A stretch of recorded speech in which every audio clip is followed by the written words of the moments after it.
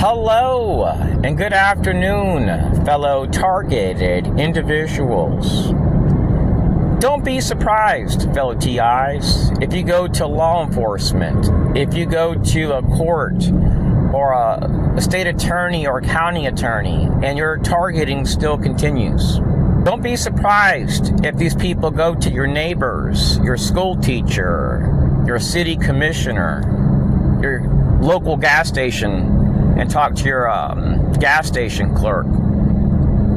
Don't be surprised if your neighbors that are tied to your neighborhood watch program mistreat you, even when you're walking with your family. It's very common. I experienced that in Texas. And I remember back in 2003, I was at a beach, a very remote beach in Florida. The only thing I could see was white sand and water as far as I could see. And after a while, this guy showed up. He parked next to my car, and he just walked up to me and took a picture of me with flash on. And then he left. I documented stuff like that all through my 20s, 30s, and 40s. I'm pushing close to 50. And I documented the same exact thing just recently in Vietnam. I went there to see if it would be a good place for me to, to declare political asylum. In 2010, I started experiencing something very bizarre. And it occurred right after I made a video about Zim Israeli Shipping Company. I never blamed Israelis or the Israeli government for 9/11. But all of a sudden, I experienced a dramatic amount of harassment from people which were clearly Jewish in every state. And then I had more encounters with this group from the Langley, Virginia area, contractors, active duty army. It was as if there was some type of partnership with this group of people, which I had nothing against. At that time, I had no idea at all what the term goy meant. I had to look it up. And I was called horrible things. I had neighbors which ran my tag. And they informed me that a group of people that came in a fleet of white cars came to the neighborhood sharing a photo of me, stating that I was a registered sex offender. Well, my neighbors ran my information and found out that it was all a lie. Every time I was seen, they would run out of their houses wearing black shirts and whistle close to my face. Their kids would do it too. And this occurred even when I took walks with my family. It didn't matter if I left my house at 6:12 at night to buy some aspirin and maybe a 12-pack of water to take home. I would be harassed where I shopped, where I ate, where I walked. And I was really shocked to discover that the CIA was working with the FBI in prior states like Austin, Texas, as everyday participants in FBI operations. Mayor Steve Adler was actually supporting my targeting. I couldn't believe it. My teacher at Cybertex, when I was going to school to be a database administrator, he told me that the city had approved it and that it required Mayor Steve Adler giving the okay. I'm like, what? Who's Mayor Steve Adler? I didn't know he was the mayor for the community. So the emergency management partners in the area targeted me, community engagement partners, community policing partners, neighborhood watch groups, defense contractors, Citizens Corps. My life was a mess. I was harassed systematically by Israelis. I was systematically harassed by DOD partners and CIA assets and the local FBI. So I moved here to Florida, and I had no idea that the Small Business Opportunity Center was funded by DOD. It's down the road from my house. They're all over Florida. And I started getting harassed by a few neighbors that have their stuff there. They have an office there.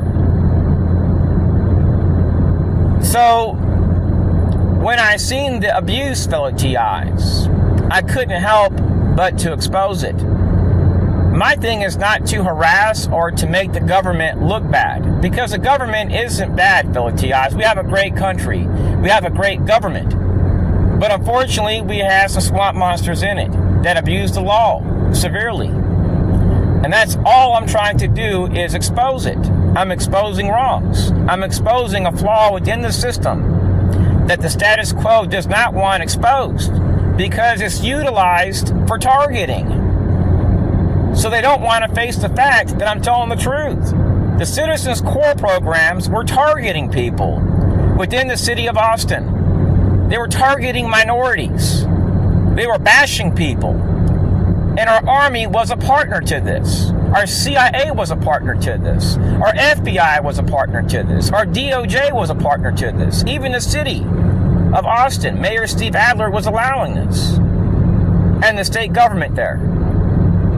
The fusion center there is called the State Governor's Office of Emergency Management. So when I sought help, fellow TIs, everybody was just writing me off. They did everything in their power to bury the truth. They did not want anybody to know about these programs. Denial for investigations and support occurs when institutions prioritize liability management, narrative control, or internal affiliations over truth and due process, even when private investigators and witnesses confirm the targeting. This is often a symptom of agencies trying to prevent oversight. Here's how this kind of denial unfolds, even when evidence is clear. So agencies may view acknowledgement of targeting as a liability, especially if it implicates internal actors, policies, or prior negligence. Instead of validating the evidence, institutions may reframe the individual as unstable, disruptive, flagged, or even without diagnosis being ill or presenting criminal behavior. If the targeting involves powerful entities like law enforcement or people in public offices, they may suppress or ignore evidence to protect reputational or political interest.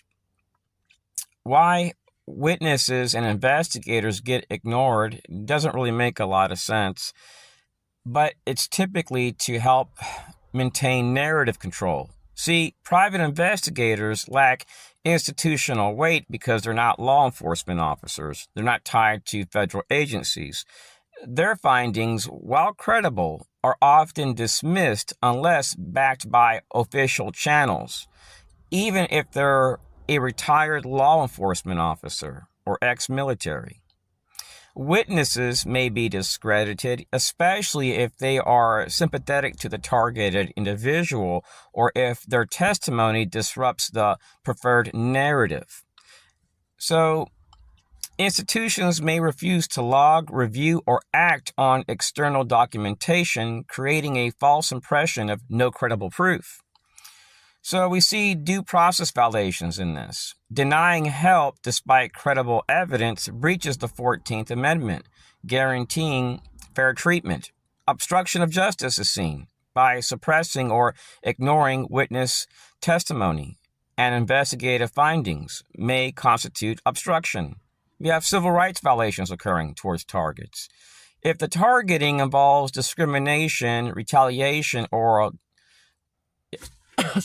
denial of services, federal protections may apply. Many of us targets are here to decode, expose, and counteract. What we face is not random chaos, it's engineered conflict, staged, scaled, and sold as salvation. The battlefield is no longer just terrain. It's perception, it's data, it's the story itself. See, false flags are no longer isolated incidents. They are modular tactics. We see it with mass migration in our prior administration. There are videos online where you see DHS holding the gates open for people to come in here. We see it through humanitarian crises, cyber breaches, Each one of these can be weaponized to justify surveillance, control, and digital occupation. The enemy doesn't always wear a uniform. Sometimes it wears a press badge, a humanitarian logo, or a startup hoodie. Let's talk about Palantir. This isn't just a data firm, it's a war-fighting platform disguised as analytics. Palantir's AI systems have been deployed in Gaza, transforming targeting into algorithmic warfare. Their tools don't just track, they decide. They don't just analyze, they authorize. And they've entered strategic partnerships with Israel's Ministry of Defense to optimize war efforts. What does this mean? Well, civilian zones become data clusters. Human lives become heat maps. The fog of war becomes a dashboard. Palantir's rise is not accidental. It's been fueled by contracts across NATO, the US, and EU nations. Their CEO claims to defend Western values. But what values are those when predictive policing becomes preemptive targeting? When humanitarian law is bypassed by machine logic? Narrative control is the second front. When a person seeks help and is met with harassment, that's not a glitch, that's a tactic. When migration is framed as rescue, but used to expand biometric surveillance, that's not policy, it's a breach. These are not isolated abuses. They are part of the engineered escalation from soft coercion to hard control. Stages of engineered conflict appear to occur through 4 stages. The first one being initiation. The crisis is introduced. This can be through migration, terror, or cyber breach. The second one is justification. Surveillance expands under humanitarian or security pretext. The third one is normalization. An example, an AI system automates control, targeting, and suppression. The fourth one is narrative lockdown. Media, schools, and social media platforms reinforce the official version. So the 4 stages of engineered conflict appear to be initiation, justification, normalization, and narrative lockdown. Israel's use of AI in Gaza was described as the world's first AI war. That's not innovation, that's escalation. And Palantir's tools are now part of that arsenal. Nordic investors have divested from Palantir over ethical violations. But the system marches on. Our mission, fellow TIs, should be to expose those which engineer problems, which engineer escalation, which try to promote narrative control when they're dead wrong. My message is not just about Israel. It's not about Palantir either. It's about every system that turns crises into control. Every platform that turns data into domination. Because I don't consent to being tracked or targeted and harassed. A while back, I was driving into the entrance of the residential area where I live at, and something really weird happened, fellow TIs. It was pouring rain, torrential rain, and this guy was wearing these type of sunglasses that I wear when it's really sunny. And what I found weird was that he was wearing a black suit, had a thin tie, and he's exiting the residential area. So I looked at the security footage, and it shows that he drove to my house, stopped, and did a U-turn, went right back to the front entrance. So the enemy will do a lot of things which are timed, which are very synchronized. Let me give you an example. At one time, fellow TIs, anytime I exited my residence, my neighbor that lives right across the street from me now, was a young lady, maybe in her early 20s. She would exit the residence wearing a U.S. Army t-shirt and just walk up to me and wave or whistle one time. It wasn't done in a flirtatious manner. Then I had other neighbors which would do it. And one day I was cutting grass, and once I get to the side of the house, 5 different houses armed their car alarms. And one day I'm biking and they just come out looking at me crazy, and they got in a group and we're just chit-chatting. It didn't bother me that much. At first I felt disrespected, but then later it was like no big deal.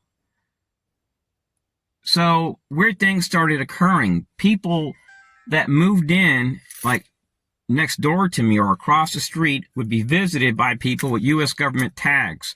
And I would see these circular logos with different departments. Then these people would never show up again. They would show up one time.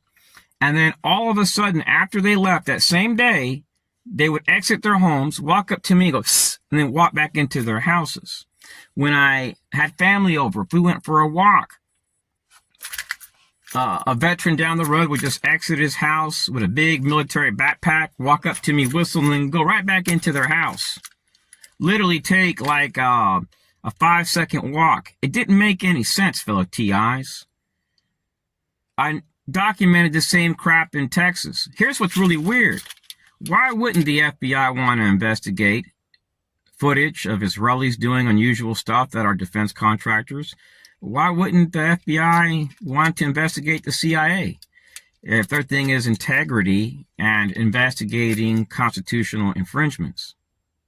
See, when it applies to other people, it's okay for them to investigate. But when it's based on the government doing something wrong, they don't want to investigate. Neither will DOJ or your county attorney. They'll refer you to your state law enforcement division, which here in Florida, they removed the Brady list where you can file a complaint. I have nothing against them. I respect them. They're a good law enforcement agency. I've researched them. But you cannot pretty much file any complaints on officers here from what it looks like. And there's no oversight boards here in Florida. They got rid of all that. Now, many Americans have no idea, fellow TIs, that what the federal agencies state as a truth is categorized as a truth when it comes as far as targeting. So whatever the NSA, CIA, FBI, maybe DIA and other groups state to be a fact is a fact. Same thing goes for DoD partners. And this information is shared with your state government, your state governor, politicians, which oversee fusion centers, along with other politicians and partners. Then you have DOJ and other groups which help to maintain order by giving the CIA the ability to work with the FBI. And this makes it where if you have proof of what's going on, it has to be denied. When I lived in Texas, I went to the state governor's office and tried to get a constituent form. I signed up as a constituent to speak at meetings. My thing was being respectful and trying to communicate, never raising my voice, never arguing, just simply sharing what I've documented and seeking help. When somebody exposes a flaw within the system, fellow TIs, the enemy sometimes may come your way to deny you your constitutional rights. I don't think people have any idea just how bad things are in America when it comes as far as civil liberties.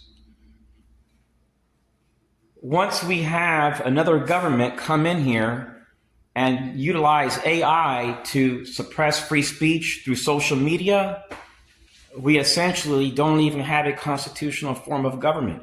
When people can't share their ideas, which are nonviolent, which are simply based on reporting things, when people can't voice their opinions or expose corruption without experiencing retaliation, then we don't live in a free country, fellow TIs. I just hope our government doesn't become tyrannical, because censorship can lead to a state for us where people just take advantage of the situation and profit off of targeting people based on thought. Your thoughts aren't based on violence. Your thoughts aren't based on terrorism. Your thoughts are based on working, paying taxes, being a respectable person, but the enemy is putting a label on you. You're this, you're that. And their thoughts are being magnified through communities. Because when people hear that you're this, you're that, you're a bad person, well, people will go along with neighborhood watch groups. They'll go along with 8A business vendors. They'll go along with contractors and agencies which just want to promote narrative control. See, gang stalking, fellow TIs, is an activity based on psychological torture. You could be shopping in a store for an hour with your grandmother. And then when you get to a certain part of the store, they may just come in and somebody may walk through an aisle. And as they pass by you, they may go, and then another hour later, 2 hours over, somebody might just pass by and go, do the same exact thing. The person with you isn't recognizing what's going on because they're not experiencing what you're experiencing throughout the day. When I first witnessed this, fellow TIs, I was at a gas station. I'm just there to buy gas. I was headed to school. And I see a guy in a black SUV. He parks his car. Instead of arming the car, he honks the horn. I'm the only one there. He walks into the gas station when I'm in line and just whistles in my face and then walks out. Then I seen a cycle where it was systematic. So what the enemy does is they utilize psychology to make you sick, and they constantly take shots at you. Now, a while back, I shared my footage with a guy that's active duty in the Army. He shared my footage with his platoon, and I shared my footage with a relative which worked for the DEA in Puerto Rico. So this relative is deceased, so I can tell you this. He told me I was dealing with the CIA, Army, and other partners. And he advised me to remove my videos from the net immediately and to keep the other channels up, which just showed minor stuff. He said I was showing too much and it was going to get me killed. And even people in this platoon in the Army has stated that it was really dangerous what I was sharing, that I had to remove it immediately. So that's what I did. And I put everything on a flash drive. Then I transferred it over to a cloud server. I made duplicate copies with a little USB duplicator and I sent a lot of them out to protect myself. Most people within our government, fellow TIs, I believe have good intentions. They're taking the word of some of the most corrupt agencies at times.